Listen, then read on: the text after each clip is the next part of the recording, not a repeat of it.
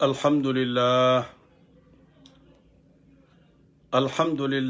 رب العالمين والصلاة والسلام على سيد المرسلين وعلى آله وأصحابه الطاهرين أجمعين أما بعد فأعوذ بالله من الشيطان الرجيم بسم الله الرحمن الرحيم إن الله وملائكته يصلون على النبي يا أيها الذين آمنوا صلوا عليه وسلموا تسليما اللهم صل على سيدنا محمد وعلى آل سيدنا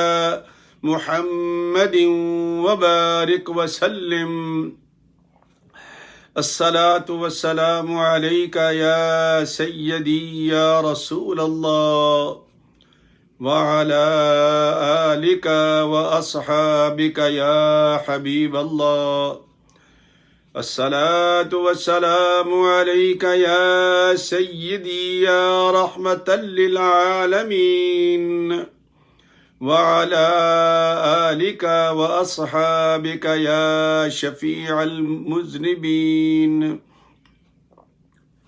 انتہائی واجب الاحترام دوستوں، بھائیوں، عزیز بچوں، بہنوں اور بیٹیوں، السلام علیکم ورحمۃ اللہ وبرکاتہ۔ الحمدللہ رمضان المبارک کا دوسرا عشرہ شروع ہے اور اللہ تعالیٰ کے پاک پیغمبر کی نظر کرم سے ہم اس میں داخل ہو چکے ہیں، اور یہ جو مہینہ ہے سارا کا سارا اور یہ جو ایام ہیں یہ بڑے قیمتی ہیں، یہ نصیب والوں کو ملتے ہیں۔ یعنی اندازہ فرمائیں کہ جس مہینے میں ایک نفل آپ نے پڑھا، ایک نفل، پتہ اس کی کتنی قیمت ہو جاتی ہے؟ وہ ایسا ہے جیسے فرض ادا کیا ہے، اس سے بڑی کوئی مثال ہو سکتی ہے؟ تو اللہ تعالیٰ بھائی ہمیں توفیق بخشے کہ ہم رمضان المبارک کی ان مبارک گھڑیوں میں اپنے لیے کچھ جمع کر لیں۔ اور دیکھو اللہ کی شان دیکھو، لوگوں کے لیے شاید یہ مصیبت ہو، لیکن مسلمان کے لیے ہر وقت رحمت ہی رحمت ہے۔ مسجد میں جائیں تو برکت ہے، گھر میں بیٹھیں تو برکت ہے کہ گھر کے لوگ بھی مستفید ہوتے ہیں، گھروں میں اذانیں ہوتی ہیں، گھروں میں جماعت ہوتی ہے، قرآن کریم پڑھا جاتا ہے۔ کم از کم میرے گھر میں تو یہی ہے۔ اللہ تبارک و تعالی ہر مسلمان کو، بلکہ اگر صرف میاں بیوی ہیں تو وہ بھی جماعت کرا سکتے ہیں گھر کے اندر۔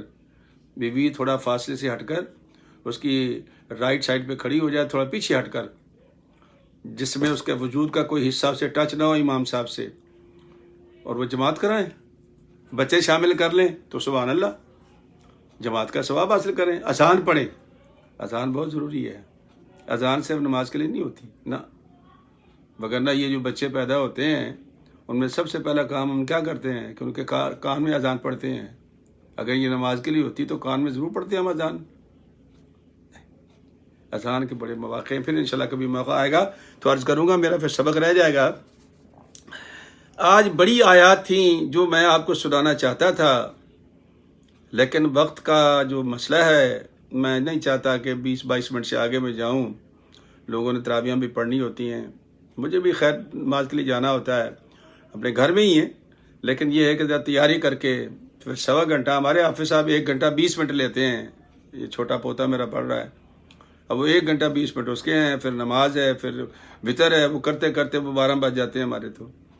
لیکن یہ اللہ کا لاکھ لاکھ شکر ہے کہ اس مالک نے ہمیں توفیق بخشی ہے کہ ہم اس کا قرآن بھی پڑھ رہے ہیں، نماز بھی پڑھ رہے ہیں، اور آپ لوگوں سے بھاوے گفتگو بھی ہوں۔ یہ سورہ بنی اسرائیل ہے اور بنی اسرائیل کا نمبر ہے 17. اگر سورت نکال دی ہو نا آپ نے تو 17 نمبر جب ٹچ کرے گے تو بنی اسرائیل آ جائے گی. آیت نمبر ہے 36, 37 اور 38. یہ چھوٹی چھوٹی آیات ہیں، 3 ہیں، 36, 37 اور 38. یہ لکھ لیا کریں، بڑے کام کی چیزیں یہ لکھنے سے بڑے فائدے ہوتے ہیں. یا اگر نہیں تو پھر یہ آپ کے پاس ریکارڈ ہو جاتا ہے، اس کو دوبارہ سن لیا کریں. ارشاد ربانی کیا ہے؟ بڑا خوبصورت ارشاد اللہ کا. اللہ فرماتے ہیں وَلَا تَقْفُ مَا لَيْسَ لَكَ بِهِ عِلْمٌ.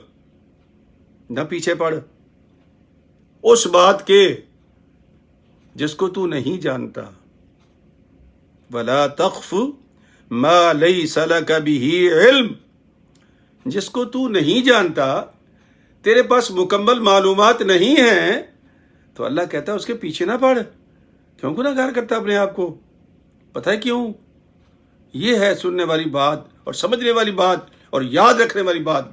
اللہ فرماتا ہے کہ ان السمع والبصر والفؤاد کل اولئک کان عنہ مسئولا.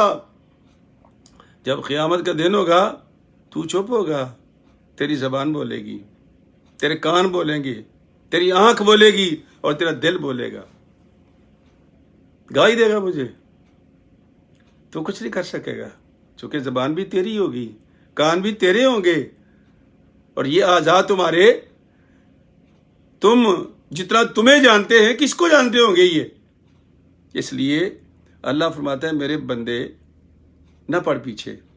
اچھا مردوں میں بھی یہ عادت ہے، میں مانتا ہوں، ہم بھی ان میں شریک ہیں، لیکن خواتین میری بہنوں بیٹیوں میں بڑی یہ عادت ہے کہ گھر بیٹھے دوسری بچیوں کے بارے میں یا مردوں کے بارے میں گڈے باندھتے رہتی ہیں. بڑی غلط حرکت ہے یہ. سنی سنائی بات، کوئی محلے کی خاتون آ گئی، سکھ نے کوئی بات بتا دی، اب وہ بغیر کسی تحقیق کے وہ آگے چلا دیتی ہیں. وہ چلتی چلتی چلتی چلتی پتری کہاں پہنچ جاتی ہے اور وہ بات کا بتنگڑ بن جاتا ہے. اللہ فرماتا ہے کہ تجھے کیا پڑی ہے؟ کیوں پیچھے پڑ گئی تو؟ کیوں پیچھے پڑ گیا تو؟ جس بات کو تو نہیں جانتا. میں آپ کو مثال دے کے سمجھاتا ہوں، سمجھ آ جائے گی. فاروق اعظم کے زمانے میں ایک خاتون پر الزام لگا، ایک مرد پر الزام لگا. حضرت فاروق اعظم نے 4 گواہوں کو طلب کیا جو یہ کہتے تھے کہ ہم عینی شاہد ہیں. طلب کر لیا. پہلے سے پوچھا کہ بھائی تم عینی شاہد ہو؟ کہا جی میں عینی شاہد ہوں. اچھا بھائی. دوسرے سے پوچھا تم عینی شاہد ہو؟ کہا جی اب ادھر آ جاؤ. تیسرے سے پوچھا تم عینی شاہد ہو جس نے آنکھوں سے یہ واقعہ دیکھا ہے؟ کہا ہاں. اب ادھر آ جاؤ. چوتھے کو بلایا، ہاں بھائی تو سنا، تو عینی شاہد ہے؟ کہتا جی میں عینی شاہد تو نہیں ہوں لیکن عینی شاہد کی طرح ہوں. آپ نے فرمایا وہ طرح کیا ہوتی ہے بھائی؟ کہا یہ بڑے نیک لوگ ہیں یہ تینوں، میں ان کے ساتھ بیٹھتا اٹھتا ہوں، 4 یاری ہے ہماری، کھاتے پیتے اکٹھا ہیں. تو جب ایسے نیک لوگوں نے یہ کہا تو میں نے ان کے ہاں میں ہاں ملا دی. پتہ ہے آپ نے کیا کیا تھا؟ بلا لیے 4 کو، مارو درے ان کو. تو وہ شور مچانے لگے جناب ہمارا کیا قصور ہے، ہم تو عینی شاہد تھے. سرکار نے فرمایا کہ جب تم عینی شاہد تھے اور تمہیں علم تھا کہ یہ ہمارا ساتھی عینی شاہد نہیں ہے تو تم نے اس کو ساتھ کیوں ملایا؟ تمہارا قصور یہ ہے کہ جتنا وہ مجرم ہے اس سے زیادہ تم مجرم ہو، لہذا سب کو درے لگوائے. بات سمجھ میری؟ اگر اسلامی حکومت ہو نا تو ہمارا عشر یہ ہو، لیکن ہماری قسمت ہی سمجھ لیں یا بدقسمتی سمجھ لیں کہ ہم امریکہ میں بیٹھے ہوئے ہیں، یہاں تو جو مرضی کرتے رہو، یہاں تو آئے دن لطیفے چھوٹتے رہتے ہیں. یہ تو کرونا نے آ کے ان لطیفوں کو ختم کیا ہے. مجھے ایک نکاح پڑھانے کا اتفاق ہوا ایک پادری صاحب کے ساتھ مینہٹن میں. وہ بچی کسی جگہ پھول ولا کا کام کرتی تھی، ڈیکوریشن کرتی تھی، عیسائی تھی، لیکن وہ میں نے ایک جگہ نکاح پڑھایا تو اتنا اسے اچھا لگا میرا کہ وہ میرے گھر آ گئی کہ امام صاحب میرا نکاح پڑھا ہے۔ میں نے کہا بی بی میں تو مسلمان ہوں، تم عیسائی ہو۔ کہا کوئی بات نہیں، اللہ کا قرآن تو پڑھنا جائز ہے، تم ہمیں سنا دینا قرآن اللہ کا جہاں سے دل چاہتا ہے۔ تو ہم وہاں چلے گئے ہوٹل میں، میں نے اپنا ایک برخوردار بچہ جمشید بٹ میرے ساتھ تھا، اس کو ساتھ لے لیا، ہم چلے گئے وہاں پر۔ جب میں وہاں پہنچا تو پادری صاحب کتاب لے کے آ گئے اور مجھے کان میں کہتے ہیں امام میں گے ہوں، میں تو شادی کو مانتا بھی نہیں ہوں، لیکن چونکہ میری چرچ سے ہی منسلک ہیں لہذا میں چلا آیا، یہ میری کتاب پکڑو اور تم ہی پڑھ کے سناؤ۔ یہ حالت ہے، امریکہ کی بات کر رہا ہوں، اور یہ پاکستان میں بھی ایسا ایسا جا رہا ہے، وہاں بھی یہ سسٹم شروع ہو رہا ہے۔ تو پھر کرونا کیوں نہ آیا ہمارے اوپر، یہ عذاب کیوں نہ آئے ہمارے اوپر، یہ وبائیں کیوں نہ آئے ہمارے اوپر؟ میرے عزیزو، میرے بچوں، اللہ تعالیٰ فرماتا ہے کہ وَلَا تَقْفُ مَا لَيْسَ لَكَ بِهِ عِلْمٌ إِنَّ السَّمْعَ وَالْبَصَرَ وَالْفُؤَادَ كُلُّ أُولَٰئِكَ كَانَ عَنْهُ مسؤولا۔ حضرت ابن حمید فرماتے ہیں کہ نبی پاک نے میرا ہاتھ پکڑا اور پکڑ کے کہنے لگے یا اللہ، اس کا بھی ہاتھ اٹھایا، اپنا بھی اٹھایا، یا اللہ مجھے پناہ دے اپنی کان کے شر سے، آنکھ کے شر سے، زبان کے شر سے اور دل کے شر سے، اور یا اللہ ہماری شرمگاہوں کی حفاظت فرما۔ بات ختم ہو گئی۔ یہ عربی کی دعا ہے، میں نے ترجمہ پڑھا ہے۔ ابن حبیب نے پوچھا یا رسول اللہ ان کا شرمگاہوں سے کیا تعلق ہے؟ کہنے لگے بھائی یہی تو آلات ہیں شرمگاہ کے، گمراہ کرنے کے۔ یہ کان موسیقی سنتا ہے، تمہارے اندر وجد پیدا ہوتا ہے، آنکھ دیکھتی ہے، اور دل آپ کو کہتا ہے چلو تو بھی ناچنا شروع کر دے اور کپڑوں سے آزاد ہو جا۔ اور اس کے بعد جب تم آزاد ہو گئے تو شیطان کا کام تو بن گیا، شیطان تو چاہتا ہی یہ کہ تمہارے کپڑے اتروا دے۔ اس لیے میں نے اللہ سے دعا مانگی ہے کہ اللہ ہماری شرمگاہوں کی حفاظت فرما۔ تو میرے دوستو، اگلی آیت جو ہے اللہ فرماتا ہے وَلَا تَمْشِ فِي الْأَرْضِ مَرَحًا، وَلَا تَمْشِ فِي الْأَرْضِ مَرَحًا، اکڑ کے نہ چل۔ کیوں؟ اِنَّكَ لَن تَخْرِقَ الْأَرْض، تو زمین نہیں پھاڑ سکتا اڑی مار کے۔ وہ ہمارے پنجابی زبان میں کہا کرتے تھے اڈی مار کے دھرتی ہلا دیا گا۔ قرآن کیا کہہ رہا ہے؟ اِنَّكَ لَن تَخْرِقَ الْأَرْض، تو ایڑی مار کے دھرتی نہیں ہلا سکتا، تو نہیں پھاڑ سکتا اس کو، یہ صرف اللہ ہی کر سکتا ہے۔ زلزلہ آتا ہے پھٹ جاتی ہے، تم نہیں پھاڑ سکتے۔ وَلَن تَبْلُغَ الْجِبَالَ طُولًا، اور جتنا مرضی اونچا ہو ایڑیوں پہ کھڑا ہو جا، اونچے اونچے جوتے پہن لے، کیا ہوگا؟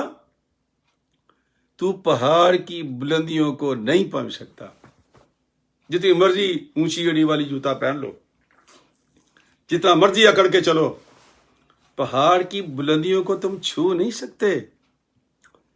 اللہ فرماتا ہے یہ تکبر ہے۔ سرکار نے فرمایا کہ جس دل میں ایک ریت کا ذرہ، کتنا ہوتا ہے ریت کا ذرہ، اس کے برابر بھی کبر ہوگا، یعنی تکبر ہوگا، اللہ رب العزت کو جہنم میں ڈالیں گے۔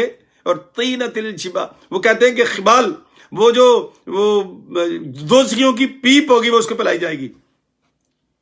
اور سرکار فرماتے ہیں کہ جو بندہ جھک جائے، جو بندہ جھک جائے اللہ اسے اٹھا دیتا ہے، اور جو اٹھا ہوا ہو اس کو اللہ جھکا دیتا ہے، اور اس کی حیثیت، یہ نبی کے الفاظ ہیں، کتے اور سور جیسی ہو جائے گی۔ یہ متکبر کے بارے میں ہے۔ پتہ ہے کیوں؟ ہم 5 وقت میں آگے پیچھے، بچہ پیدا ہو تو، مصیبت آ جائے تو اذانیں پڑھتے ہیں، اور اذان کا پہلا جملہ کیا ہے؟ اللہ اکبر۔ اے اللہ، تکبر تیرا ہے، صرف کبریائی تیری ہے، تیرے مقابلے میں کوئی نہیں ہے۔ اور بندہ اگر بونگیاں مارے، متکبر بننے کی کوشش کرے تو سیدھا سیدھا اللہ کے ساتھ لڑائی ہے نا۔ یہ تو تکبر اللہ کی ذات کے لیے ہے، ہمارے لیے نہیں ہے۔ ہم تو عاجز مخلوق ہیں، جھکنا ہی ہمارے لیے بہتر ہے، اور جو جھک گیا وہ پا گیا، اور جو اکڑ گیا سمجھو وہ سور اور کتے سے بھی بدتر ہو گیا۔ اللہ فرماتے ہیں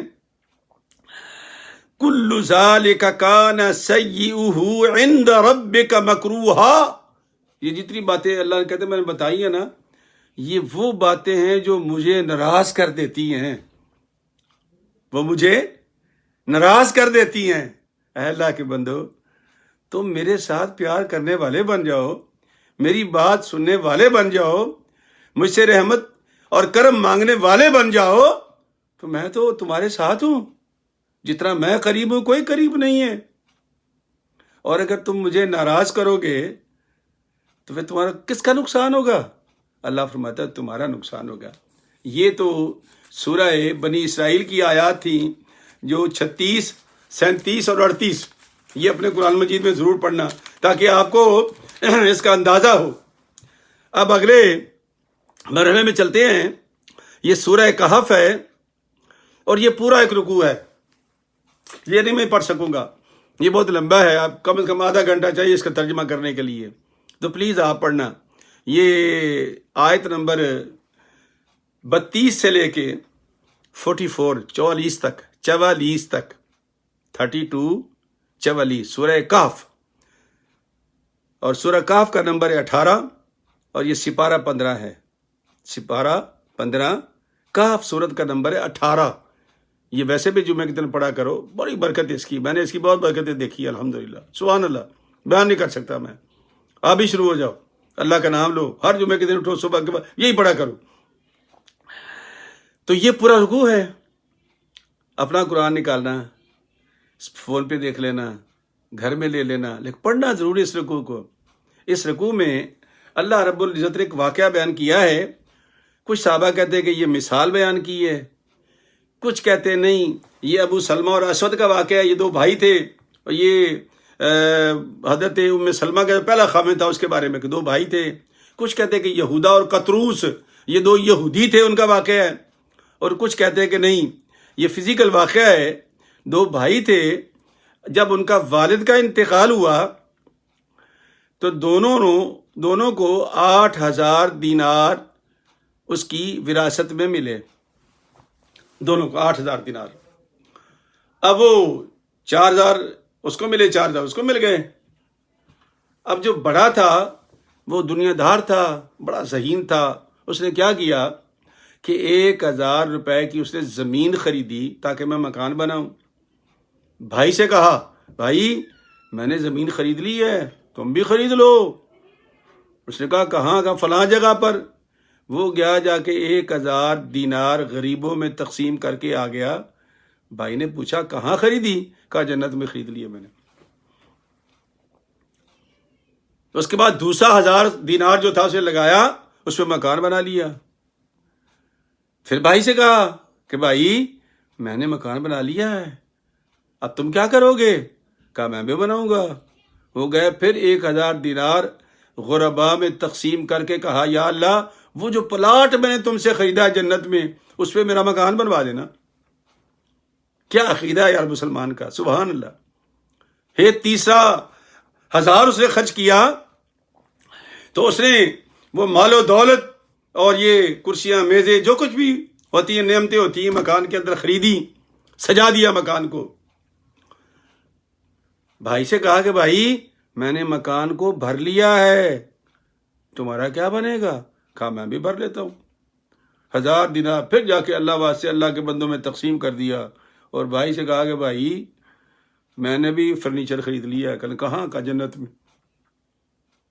وہ کہتا تھا کہ تیرا دماغ ٹھیک ہے؟ بھائی کہتا اس سے یہ کیا کام کر رہے ہو تم؟ اس کے بعد اسے چوتھا 1,000 دینار جو تھا وہ اس نے خادم غلام وغیرہ خرید لیے، کاروبار کے لیے، مزدوری محنت کے لیے، خدمت گاری کے لیے۔ اچھا جی، اس کے بعد بھائی اب میں نے خدمت گار خرید لیے ہیں۔ اچھا بھائی خریدگار کر لی ہوں گے، تمہارا؟ کہنے لگا میں نے بھی جنت میں اللہ میاں سے کہا ہے کہ یا اللہ میرے گھر کے لیے خادمائیں اور غلمان، حور و غلمان میرے مکان میں تو تعینات کر دے.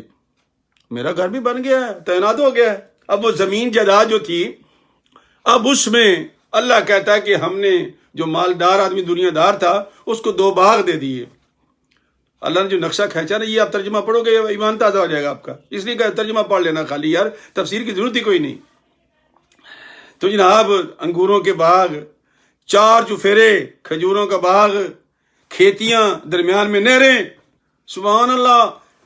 اب وہ 2 کھیت اس کے، جب وہ اندر گیا بھائی سے کہتا آ بے وقوف آدمی، آ تجھے سیر کراؤں اپنے باغ کی. تو باغ میں لے گیا. وہ لہلاتے ہوئے کھیت، کھجوریں لگی ہوئی ہیں، انگور لگے ہوئے ہیں.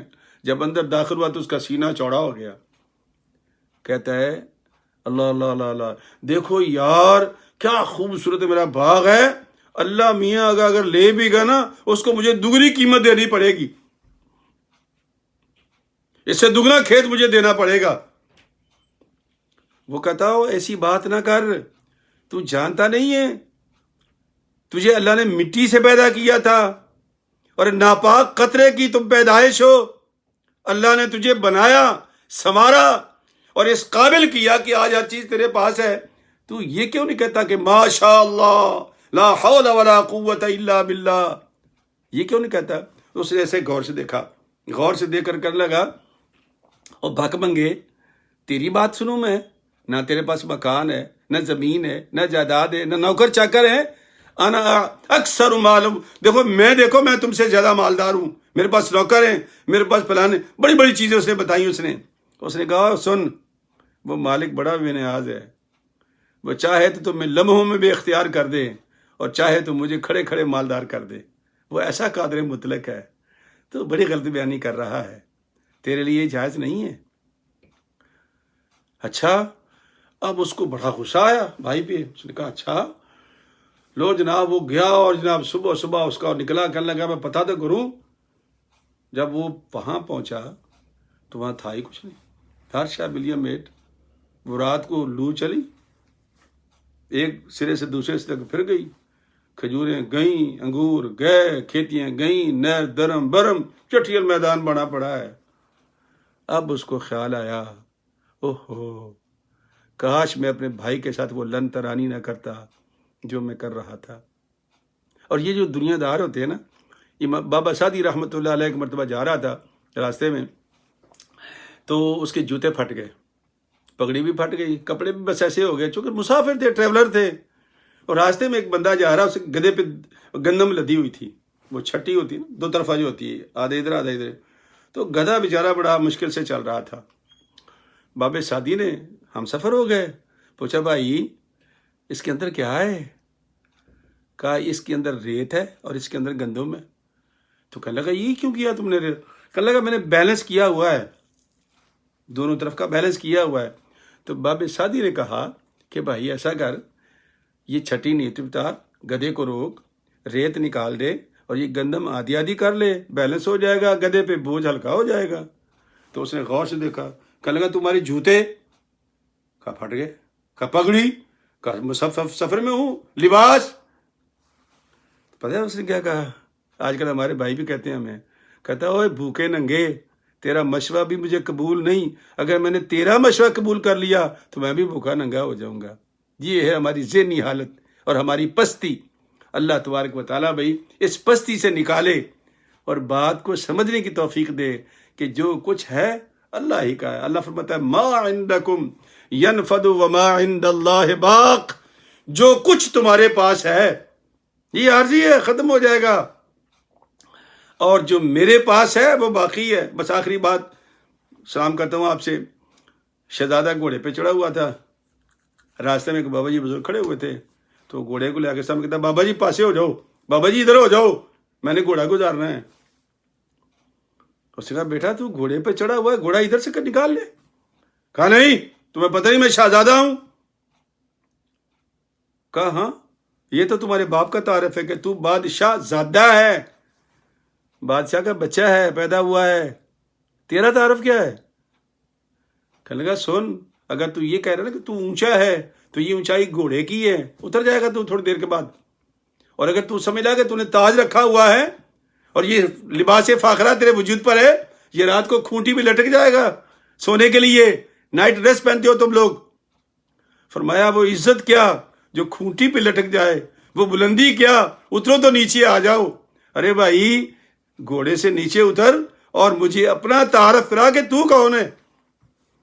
یہ ہے بزرگوں کی تعلیم، یہ ہے ہماری صحیح تعلیم، کہ شوخیاں نہ مارو لوگوں کی باتوں پہ، ماں باپ کی دولت پہ، ماں باپ کے کاروبار پہ۔ بھائی اٹھ اور خود کچھ بن کے دکھا، اللہ تعالیٰ تیرا ساتھ دے گا، اور جو اس پہ بھروسہ کرتا ہے وَمَن يَتَوَكَّلْ عَلَى اللَّهِ فَهُوَ حَسْبُهُ، جس نے اللہ پر بھروسہ کر لیا اللہ اس کے لیے کافی ہو گیا۔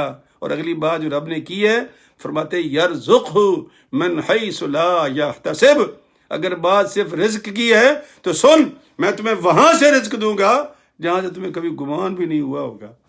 اللہ تعالیٰ ہمیں عمل کی توفیق دے، روزہ رکھنے کی توفیق دے، تراویح پڑھنے کی توفیق دے، قرآن سننے کی توفیق دے، اور اپنے بیمار بھائیوں کے لیے دعا کرنے کی توفیق دے۔ جو کرونا میں بیمار ہیں اللہ پاک ان کو شفا کاملہ عطا فرمائے۔ آمین وآخر دعوانا ان الحمد للہ رب العالمین۔ السلام علیکم ورحمۃ اللہ وبرکاتہ۔